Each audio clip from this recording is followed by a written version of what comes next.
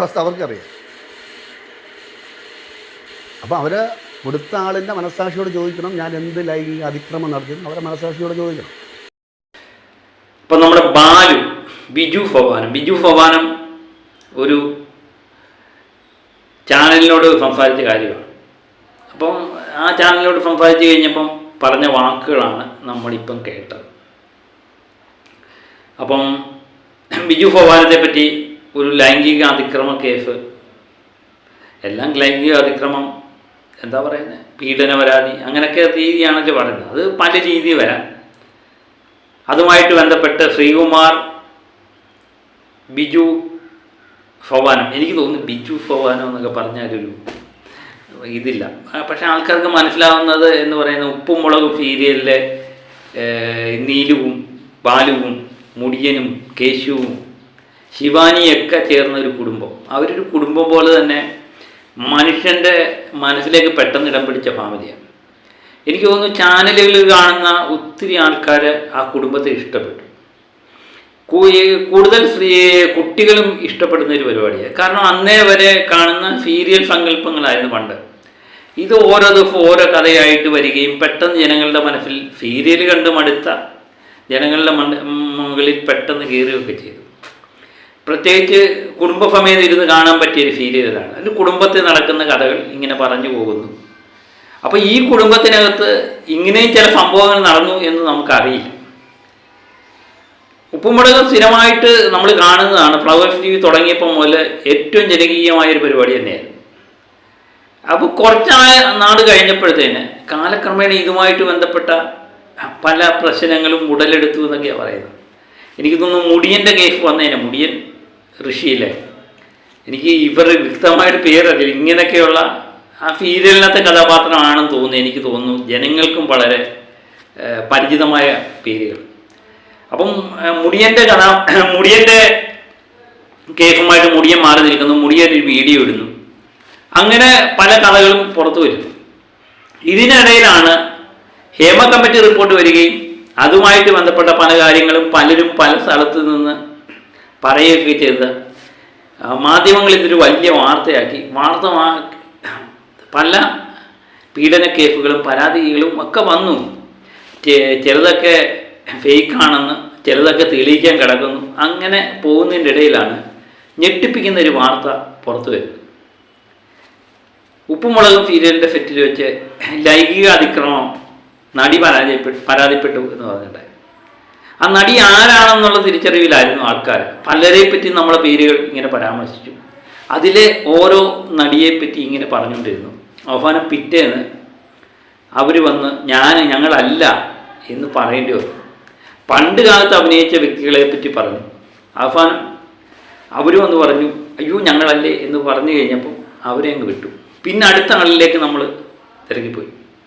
ഏതായാലും ആളെ ഏകദേശം എല്ലാവർക്കും പിടികിട്ട് കാണും. ഞാൻ പ്രത്യേകിച്ച് പറയുന്നതൊന്നുമില്ല.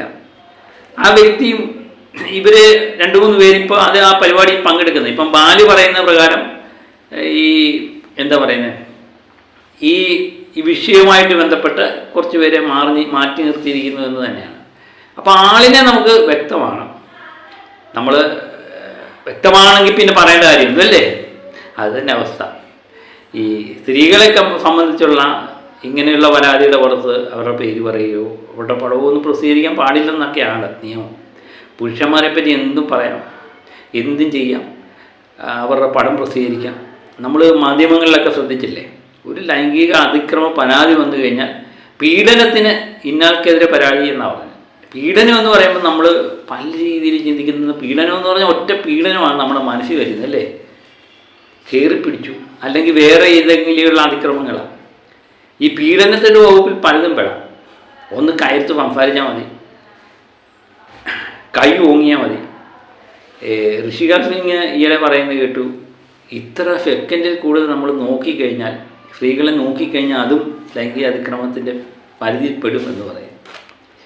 അപ്പം അങ്ങനെയൊക്കെയാണ് കേസുകൾ വരുന്നത്. ഇത് പല രീതിയിൽ ഇത് ഉപയോഗപ്പെടുത്താം. ഒന്ന് യഥാർത്ഥ വസ്തുതകൾ തന്നെയാകാം ഒരുപക്ഷെ ഈ പരാതി. മറ്റൊന്ന് ഒരാളെ അപകീർത്തിപ്പെടുത്താൻ വേണ്ടി നമ്മൾ മനഃപൂർവ്വം ചെയ്യുന്ന ഒരു കേസാകാം. അല്ലെങ്കിൽ നമ്മുടെ ദേഷ്യം പ്രകടിപ്പിക്കാനുള്ള മാർഗമായി, ഒരാളോട് നമുക്ക് ദേഷ്യം തോന്നി ആ ദേഷ്യം പ്രകടിപ്പിക്കാനൊരു മാർഗമായിട്ട് പലരും ഇത് കാണുന്നുണ്ട്. അങ്ങനെ പല രീതിയിലാണ് ഈ കേസുകൾ മുന്നോട്ട് പോകുന്നത്. ഇപ്പം പല കേസുകളും ഫേക്കാണ്. നിയമ കമ്മിറ്റിയുടെ റിപ്പോർട്ടുമായിട്ട് ബന്ധപ്പെട്ട പലരും പറഞ്ഞ പല കേസും, ഇപ്പം നിവിൻ പോളിയുടെ കേസ് വരെ അത് ഫേക്കാണെന്ന് തെളിഞ്ഞതാണ്. അപ്പോൾ അങ്ങനെയുള്ള കാര്യങ്ങൾ, ഇങ്ങനെയുള്ള കാര്യങ്ങളൊക്കെ പലരും ഫേക്കായിട്ടുള്ള വാർത്തകളൊക്കെ പടച്ചു വിടുമ്പോൾ നമ്മളെ സംബന്ധിച്ച് ഇത് ഏതാണ് സത്യം ഏതാണ് ഫേക്ക് എന്ന് അറിയാൻ വയ്യാത്തൊരവസ്ഥയായി. ഇപ്പം എല്ലാം ഫേക്കാണോ എല്ലാം സത്യമാണോ എന്നറിയാൻ വയ്യാത്തത്. അപ്പം നിയമത്തിൻ്റെ ആനുകൂല്യത്തെ നിയമം അതിൻ്റെ തെളിവുകളും സാക്ഷികളെയൊക്കെ വിസ്തരിച്ച് അവർ തെളിയിക്കട്ടെ എന്ന് മാത്രം ഈ വിഷയത്തിൽ പറയാനുള്ളത്. തെറ്റുകാരെ ഏതായാലും ശിക്ഷ അനുഭവിക്കണം. ഇപ്പം ബിജു സോപാനത്തിൻ്റെ കാര്യമാണ് പറയുന്നത്. ബിജു സോപാനത്തിനെ സംബന്ധിച്ച് ഈ പ്രശ്നം നടന്നതിന് ശേഷം നമ്മൾ ഉൾപ്പെടെയുള്ളവർ പറഞ്ഞതാണ്, ഉപ്പുമുളകിലെ ബാലുവും ശ്രീകുമാർ എനിക്ക് ലോലിതൻ എന്നാണ്, ഏതോ ഒരു കഥാപാത്രമാണെന്നോ ലോലിതൻ. ശ്രീകുമാറിനെ എല്ലാവർക്കും അറിയാം, മണ്ടോദരി എന്നാണ് യഥാർത്ഥ പേര്. എനിക്ക് ഇപ്പോഴും അതാ പ്രശ്നം. ശ്രീകുമാറിൻ്റെ ഭാര്യ ഈയിടെ വന്ന് ഈ മറിമായം സീരിയലിലെ ഒരു പ്രധാന അത് മണ്ടോദരിയല്ലേ, ആ കഥാപാത്രമാണ് ഈ മിക്കവാറും ഈ പേരിലൊക്കെ അറിയപ്പെടുന്നത്. കൃത്യമായിട്ടുള്ള പേര് ഞാൻ പറഞ്ഞാലേ ഒരു പക്ഷേ നിങ്ങൾക്കാർക്കും അങ്ങോട്ട് പരിചിതമാകണമെന്നില്ല. ഈയിടെ ഒരു എന്താ പറയുന്നത് ചാനലിനകത്ത് വന്ന് സംസാരിക്കുകയും ഒക്കെ ചെയ്തു. അപ്പം ശ്രീകുമാറും ഈ ബിജു സോപാനുമാണ് തെറ്റുകാരൻ എന്ന് പറഞ്ഞുകൊണ്ടാണ് മാധ്യമങ്ങളെല്ലാം അവരുടെ ഫോട്ടോ വെണ്ടിക്കടിച്ചു. പക്ഷേ ആരാണ് പരാതി കൊടുത്തതെന്നുള്ളത് അറിയാമെങ്കിലും ആരും പറഞ്ഞിട്ടില്ല എന്നുള്ളതാണ്. അപ്പം ബിജു സോപാനം കുറച്ച് നാളിന് ശേഷം അന്ന് എന്തുകൊണ്ട് പ്രതികരിച്ചില്ല എന്നൊക്കെ പലർക്കും ചോദിക്കാം. പക്ഷേ പുരുഷന്മാരൊക്കെ ഇങ്ങനെയുള്ള കേസുകളിലൊന്നും പ്രതികരിക്കാൻ പറ്റത്തില്ല. അവർക്ക് തുറന്നു പറയുന്നതിനൊരു പരിമിതിയുണ്ട്. അത് കേസിനെ ബാധിക്കാം, അത് കോടതി ലക്ഷ്യമായി പോകും, പല രീതിയിലുള്ള പ്രശ്നമാണ്. അതുകൊണ്ടാണ് ഇവരുടെ അംഗീകാരത്തോട് മാത്രമേ മാധ്യമങ്ങളോട് സംസാരിക്കാം. അതിന് പുള്ളിക്ക് അംഗീകാരം കിട്ടി. പുള്ളി മാധ്യമങ്ങളോട് പറഞ്ഞത് അങ്ങനെ ഒരു സംഭവം ഇവിടെ നടന്നിട്ടില്ല. എന്തോ സംഭവം നടന്നു, പക്ഷെ ലൈംഗികപരമായ അല്ലെങ്കിൽ പീഡനശ്രമവുമായിട്ട് ബന്ധപ്പെട്ട യാതൊരു സംഭവം അവിടെ നടന്നിട്ടില്ല. പിന്നെ അതിനകത്തെ ഒരു പരാതി എന്ന് പറയുന്നത് ഇത് മൊബൈലിൽ പിടിച്ചു എന്നുള്ളതാണ്. പുള്ളിയുടെ മൊബൈൽ കൊടുത്തിട്ടുണ്ട്, അത് ഡിലീറ്റ് ആയാലും എങ്ങനെയും കണ്ടുപിടിക്കാനുള്ള മാർഗമുണ്ട്, അത് കണ്ടുപിടിക്കട്ടെ എന്ന് ആത്മവിശ്വാസത്തോട് പറയുന്ന ഒരു ബിജു സോപാനത്തിനെയാണ് നമുക്കിവിടെ കാണാൻ പറ്റിയത്. അപ്പോൾ അത് കോടതി തെളിയിക്കട്ടെ, സത്യം തെളിയിക്കും, സത്യം എപ്പോഴായാലും അത് തെളിയിക്കപ്പെടും എന്നൊക്കെയാണ് പുള്ളി പറയുന്നത്. അപ്പം പുള്ളിയുടെ ആത്മവിശ്വാസം രക്ഷപ്പെടുന്നത്. അതുപോലെ ശ്രീകുമാറിനെ പറ്റി പറയുന്നുണ്ട്, ഫെറ്റ് വെച്ച് ആരോടും കമായി എന്നൊരു അക്ഷരം പറയാത്തൊരു മനുഷ്യനാണ് ചൂടായി എന്നൊക്കെ പറയുന്നത്. ആ രീതിയിലും പറയുന്നുണ്ട്. അപ്പോൾ ഇതുമായിട്ട് ബന്ധപ്പെട്ട് നമുക്ക് പറയാനുള്ളത്, ഇത് കള്ളമാണോ ഫേക്കാണോ സത്യമാണോ എന്ന് നമുക്കറിയില്ല. ഇവർക്ക് രണ്ടുപേർക്കും ആ ഫെറ്റുമായിട്ട് ബന്ധപ്പെട്ടവർക്കും അറിയാം.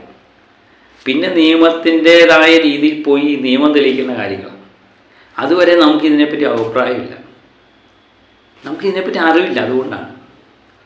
പക്ഷേ ഇങ്ങനെയുള്ള കേസുകൾ വരുമ്പോൾ ഏറ്റവും കൂടുതൽ അത് കള്ളത്തര കേസാണെങ്കിൽ, ഫേക്ക് കേസാണെങ്കിൽ അതിനകത്ത് അനുഭവിക്കുന്നത് ഈ പുരുഷൻ മാത്രമല്ല, അവരുമായിട്ട് ബന്ധപ്പെട്ടൊരു കുടുംബമുണ്ട്, ഭാര്യയുണ്ട്, മക്കളുണ്ട്, അമ്മയുണ്ട്, സഹോദരങ്ങളുണ്ട്, എല്ലാവരും അനുഭവിക്കുക. ഇപ്പോൾ പീഡന പരാതി ഒരാൾ അറസ്റ്റിലെന്ന് പറഞ്ഞാൽ അവൻ ചെയ്തതാണെന്നാണ് ആദ്യമേ നമ്മൾ പറയുന്നത്. നമ്മൾ പൊതുവെ മലയാളികൾ അവനെ കണ്ടാലേ അങ്ങനെ തോന്നുമായിരുന്നു, അവൻ ചെയ്തതാണ്, നിശ്ചയമായിട്ടും അവൻ ചെയ്തതാണെന്ന് തോന്നും. ഒരുപക്ഷെ നമ്മളൊരു ദേഷ്യമുള്ളവരുമാണ്. മുളകിലെ കഥാപാത്രം കൈകാര്യം ചെയ്തുകൊണ്ടിരിക്കുന്നതിനിടയിൽ ഈ ബാലുവിന് ഇഷ്ടമില്ലാത്തൊരുമാണ്, ബാലുവിൻ്റെ സ്വഭാവം ഇഷ്ടമാണ്, അവൻ അങ്ങനെ ചെയ്യും, അവൻ്റെ രീതി അങ്ങനെ എന്ന് സാധാരണ ഒരു മലയാളി പ്രേക്ഷകൻ വിചാരിക്കും. അപ്പോൾ അവൻ്റെ മനസ്സിൽ ഈ പീഡന പരാതി നിൽക്കും. നാളെ ഈ കേസ് തള്ളിപ്പോകുമോ ഇല്ലയോ എന്നുള്ളത് നമുക്കറിയില്ല. ഇത് സത്യമാണോ, ഈ കേസ് കോടതി നിലനിൽക്കുമോ എന്നൊന്നും നമുക്കറിയില്ല. പക്ഷേ എന്നാൽ ഈ പേരെന്നും നിലനിൽക്കും. അന്ന് പണ്ട് പീഡന കേസിലെ പ്രതിയാണെന്ന് പറയും. അതാണ് ഇതിൻ്റെ പ്രശ്നം. അതുപോലെ അവരുടെ കുടുംബം അനുഭവിക്കുന്ന വേദനയെന്ന് പറഞ്ഞാൽ ഇത് വേറെ ഏത് കേസ് പോലും അല്ല. ഇത് മക്കളായാലും ഭാര്യയായാലും പീഡന കേസിലെ പ്രതിയുടെ ഭാര്യയും മക്കളും ആണെന്ന് പറഞ്ഞുകൊണ്ടായിരിക്കും പരിചയപ്പെടുന്നത്. അങ്ങനെ പല പ്രശ്നങ്ങളുണ്ട്. അത് പലരായിട്ട് കൊല്ലങ്ങളായിട്ട് എനിക്ക് തോന്നുന്നു ഇങ്ങനെയുള്ള പരാതികൾ വന്നു കഴിഞ്ഞാൽ രണ്ടുപേരും കൂട്ടം സ്വീകരിക്കേണ്ട. ഇത് സത്യസന്ധമാണോ എന്ന് പോലീസ് ഒരു എൻക്വയറി നടക്കേണ്ട അത്യാവശ്യമാണ്. എൻക്വയറി നടന്നിട്ട് അത് സത്യമാണെങ്കിൽ കാര്യങ്ങൾ പുറത്തു വിടട്ടെ. പക്ഷേ ഇപ്പം അങ്ങനെയല്ല. ഒരു പരാതി അങ്ങോട്ട് കിട്ടിക്കഴിഞ്ഞാൽ തന്നെ നമ്മൾ മാധ്യമങ്ങളും അന്തിച്ചർച്ചകളിലൊക്കെ ചർച്ച ചെയ്ത് അവൻ്റെ പഴയ കാലങ്ങളും പുതിയ കാലങ്ങളും എടുത്തൊക്കെ ചെക്ക് ചെയ്യും. അവസാനം അവനിത് തെറ്റ് ചെയ്തിട്ടില്ല, വെറുതെ വിട്ടുവന്ന് കേട്ട് കഴിയുമ്പം പേപ്പറിൻ്റെ താഴെ ഒരു കോളത്തിൽ ആരും കാണാത്ത ചരമവാദയുടെ താഴെയായിരിക്കും ഇന്ന കേസിൽ ഇന്നയാൾ കുറ്റക്കാരനല്ലെന്ന് കോടതി വിധിച്ചു, തീർന്നു. ഇതാണ് ഇവിടുത്തെ പ്രശ്നം. അപ്പോൾ ഈ അനുഭവിക്കുന്നതെന്ന് പറഞ്ഞാൽ അനുഭവിച്ചിരിക്കും, അവൻ്റെ കുടുംബവും അനുഭവിക്കും, എല്ലാം അനുഭവിക്കും. ഏതായാലും ഇത് തെളിയിക്കപ്പെടണം. ഞാൻ ഇപ്പോഴും പറയുന്നു, ഇത് ശരിയാണോ തെറ്റാണോ നമുക്കറിയില്ല. ഇവർ രണ്ടുപേരും രണ്ടു കൂട്ടരും പറയുന്ന കാര്യങ്ങൾ നമുക്കറിയും. അത് അവരുടെ എന്തോന്ന് മറുവശം നമ്മൾ കേട്ടിട്ടുമില്ല. ഇതിൻ്റെ സത്യം എന്താണെന്ന് പോലീസ് കണ്ടുപിടിക്കട്ടെ, അത് അന്വേഷിക്കട്ടെ, തെളിയിക്കട്ടെ. അപ്പം മറ്റൊരു വീഡിയോയുമായി വീണ്ടും ഞാൻ വരാം. ഞാൻ കുറച്ച് ദിവസത്തിന് ശേഷം സിനിമാ വാർത്തകൾ, പ്രത്യേകിച്ച് എമ്പുരാനുമായിട്ട് ബന്ധപ്പെട്ട വാർത്തകളാണ് ഇട്ടുകൊണ്ടിരുന്നത്. അതിനിടയിൽ ഒരു ചേഞ്ചിന് വേണ്ടി ഇത് കണ്ടു കഴിഞ്ഞപ്പോൾ ഇതിനെപ്പറ്റി പ്രതികരിക്കണമെന്ന് തോന്നി. അപ്പോൾ മറ്റൊരു വീഡിയോയുമായി വീണ്ടും ഞാനെത്താം. ഓക്കെ, ഒത്തിരി വാർത്തകളുണ്ട് കേട്ടോ. നമ്മുടെ ചാനൽ സബ്സ്ക്രൈബ് ചെയ്യുക. പുതിയ സിനിമാ വാർത്തകളും എല്ലാം കിട്ടും.